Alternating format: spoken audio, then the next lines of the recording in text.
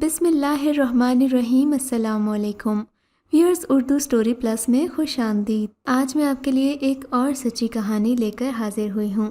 امید ہے کہ کہانی آپ کو ضرور پسند آئے گی۔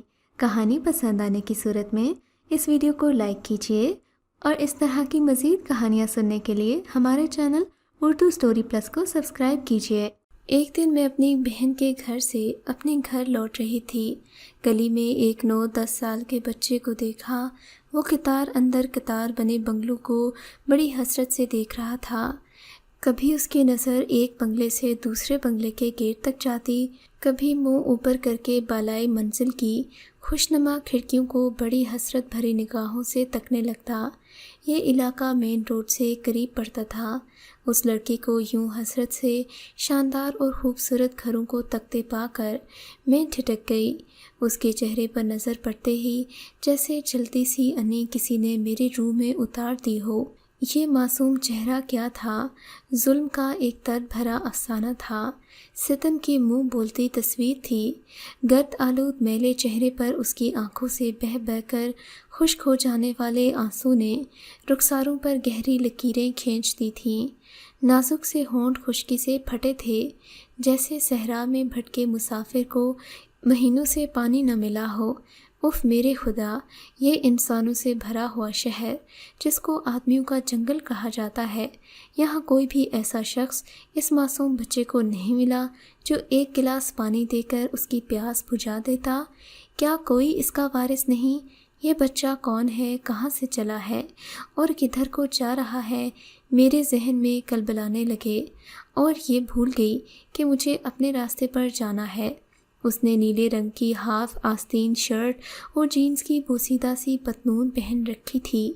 پشت کی طرف سے کپڑوں پر ریت اور مٹی لگی ہوئی تھی، جس سے اندازہ ہو رہا تھا کہ یہ بچہ کسی ریت کے ڈھیر پر لیٹا رہا تھا۔ نا امیدی کے زہر نے اس کی آنکھوں کو ویران کر رکھا تھا، ان میں حسرت کے سوا کچھ نہ تھا۔ یہ صبح 8 بجے کا وقت تھا۔ ہر بنگلے کو تکتے پا کر پہلا تاثر یہی ملا کہ شاید کئی وقتوں کا بھوکا ہے، مگر بند دروازہ کھٹکھٹانے یا بل بجانے کی اس میں جرت نہیں ہے۔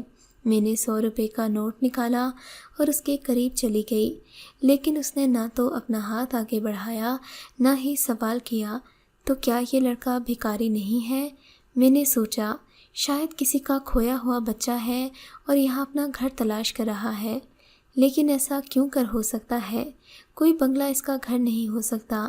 اس کا حلیہ، لباس اور چہرہ سبھی سے عیاں تھا کہ یہ لڑکا یا تو کسی غریب آبادی کا ہے یا نچلے متوسط گھرانے کا لخت جگر ہو سکتا ہے، مگر کسی امیر گھرانے کا ہرگز نہیں تھا۔ پھر یہ ان بنگلوں کو متلاشی نگاہوں سے کیوں دیکھ رہا تھا؟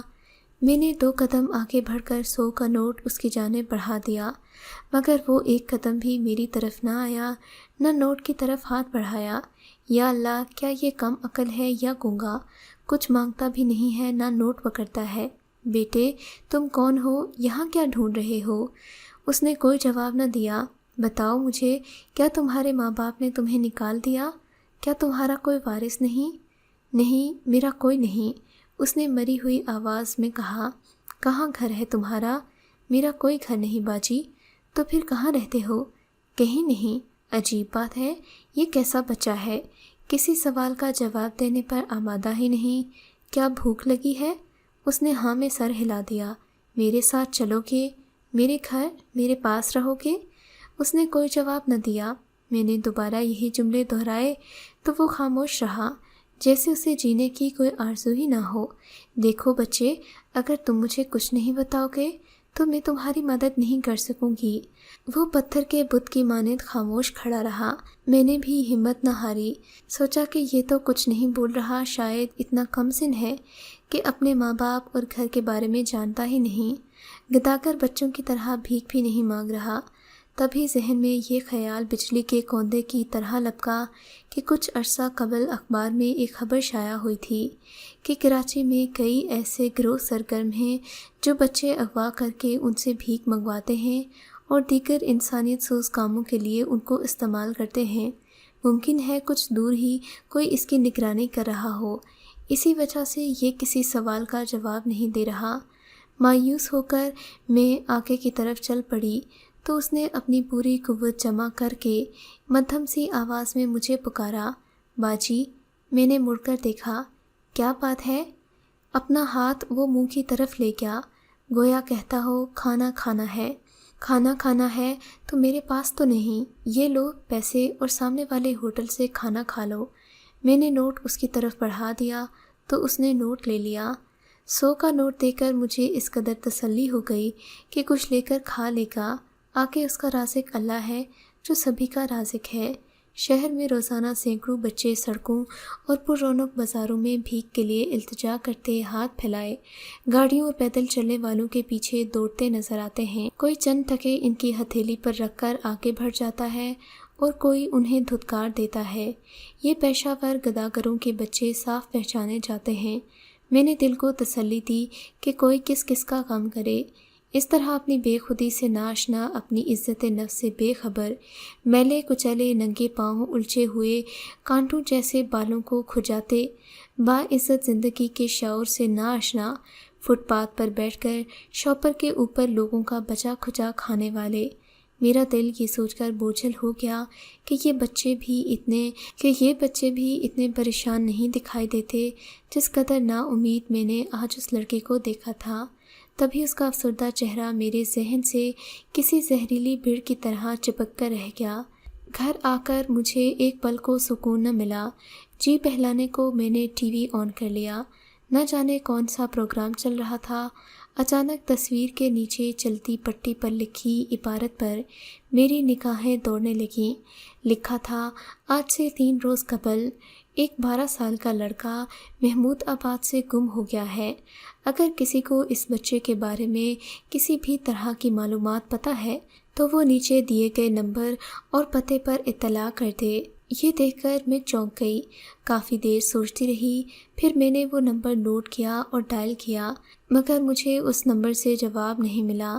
میں نے مایوس ہو کر فون رکھ دیا، دوبارہ اس پتے پر فون کیا، مگر بددستور وہی بات، اس نمبر سے کوئی رابطہ ممکن نہیں تھا۔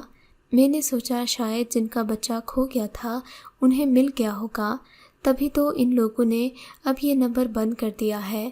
ممکن ہے لوگ انہیں بار بار کال کر کر تنگ کرتے ہوں گے، اور یہ بھی تو ضروری نہیں کہ جو بچہ میں نے اس وقت گلی میں دیکھا تھا وہ انہی لوگوں کا ہو۔ مجھے اغوا کے بہت سارے واقعات یاد آ رہے تھے۔ یقیناً ان والدین کے دلوں میں موجود زخموں کی ٹیس بڑھ جاتی ہے جن کے بچے اغوا ہو چکے ہوتے ہیں۔ اب رہ رہ کر مجھے اپنے مرحوم شوہر یاد آنے لگے جو ایک وکیل تھے اور ایسے معاملات میں پوری طرح سرگرم ہو جایا کرتے تھے۔ اغوا شدہ بچوں کے والدین کی پوری داد رسی کرنے کی تگ و دو کرتے۔ انہوں نے کوئٹہ سے ایک بچہ بازیاب کروایا تھا۔ وہ واقعہ بھی مدت بعد آج پھر سے ذہن میں تازہ ہو گیا۔ میرے شوہر کا ایک دوست پولیس آفیسر تعینات تھا، اس کی دعوت پر ہم لوگ وہاں گئے تھے۔ اس روز کسی سنسان علاقے سے ہم گزر رہے تھے کہ ہم نے درختوں کی اوٹ میں چند مردوں کے ساتھ ایک معصوم بچے کو دیکھا۔ وہ بچہ ادھر ادھر یوں دیکھ رہا تھا جیسے بہت خوفزدہ ہو، کسی سہمے ہوئے کبوتر کی مانند لگ رہا تھا۔ میرے شوہر نے اپنے دوست سے کہا، مجھے یہ معاملہ صحیح نہیں لگتا، آؤ دیکھتے ہیں۔ انہوں نے جیپ کو وہیں چھوڑا اور پیدل ان لوگوں کے پاس سے ایسے گزرے جیسے وہاں موجود لوگوں کو دیکھا تک نہیں۔ توصیف کے دوست اس وقت پولیس وردی میں نہیں تھے، وہ پشتو بھی جانتے تھے اور وہ لوگ پشتو میں بات کر رہے تھے۔ ایک شخص نے دوسرے سے کہا، تم اس بچے کو لے جاؤ، اس کی ماں کے پاس اسے پہنچا دینا۔ بچے کو ہدایت کی کہ خاموشی سے جانا، راستے میں شور نہ مچانا، ورنہ یہ تمہیں تمہاری ماں کے پاس پہنچانے کی بجائے جان سے مار دے گا، سمجھ گئے نا تم؟ وہ بچے سے جھوٹ بول رہے تھے۔ یہ فکرے ظفر صاحب نے سنے۔ کچھ آگے جا کر وائرلیس پر اپنے ڈرائیور سے کہا کہ جیپ کو اس جگہ لے کر آ جاؤ۔ جیپ میں موجود 2 گن مین بھی تھے۔ چشمے زدن میں پولیس جیپ اس طرح کے سامنے آ کر رک گئی۔ جب یہ لوگ بچے سمیت موجود تھے، جیپ دیکھ کر یہ لوگ بھاگ نکلے، مگر بچے کو وہیں چھوڑ دیا۔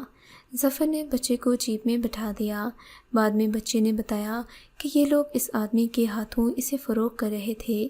وہ یہ بات سمجھ چکا تھا، اسی لیے خوفزدہ تھا، مگر کچھ کر نہیں سکتا تھا۔ ظفر صاحب نے اس بچے کو اپنے والدین کے پاس پہنچا دیا۔ بچے کے ماں باپ اسے پا کر بہت خوش ہوئے۔ ان کی خوشی دیدنی تھی۔ یہ غریب لوگ تھے، انہوں نے ہماری بہت آؤ بھگت کی۔ یہ جمعے کا دن تھا۔ اسی دم نماز کا وقت ہو گیا تو مسجد سے اذان کی آواز بلند ہونے لگی۔ بچے کا باپ سجدے میں گر گیا اور اپنے رب کا شکر بجا لایا۔ اسلم 6 بہنوں کا بھائی تھا اور گھر سے کچھ دور شام کو سپارہ پڑھنے جایا کرتا تھا۔ ایک روز بھی وہ مدرسے سے پڑھ کر لوٹ رہا تھا کہ مغرب کے وقت ایک سنسان گلی سے گزرتے ہوئے 3 آدمی اس کے پاس آ گئے۔ اس پر ایک بڑی سی چادر ڈال دی، چادر میں لپیٹ کر کاندھے پر ڈالا اور پھر قریب کھڑی ویگن میں ڈال کر فرار ہو گئے۔ یہ لوگ اسے بہت دور لے گئے۔ ان کے پاس اس کی عمر کے اور بھی بچے تھے۔ ان بچوں کو وہ فروخت کر دیا کرتے تھے۔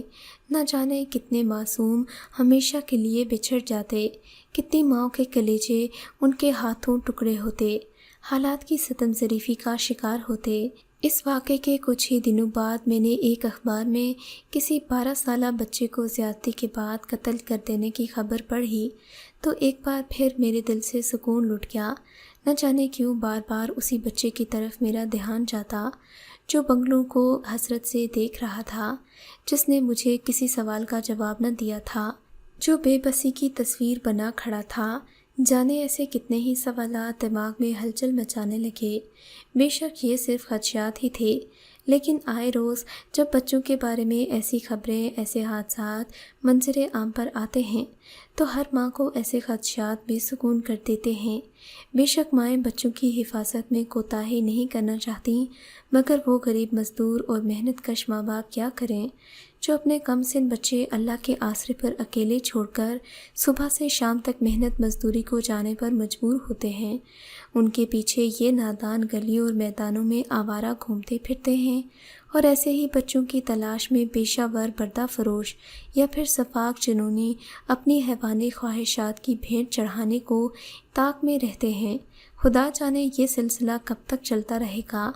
ماؤں سے یہی کہوں گی کہ اپنے بچوں کی حفاظت کریں، انہیں اکیلے گھر سے نہ نکلنے دیں، ورنہ ایسے لوگوں کی کمی نہیں جو آپ کے جگر گوشوں کو غلط استعمال کرنے کے لیے تیار بیٹھے ہیں۔ اگر آپ کو یہ کہانی اچھی لگی ہے تو ہماری ویڈیو کو لائک کیجیے اور اس طرح کی مزید کہانیاں سننے کے لیے ہمارے چینل کو ضرور سبسکرائب کریں۔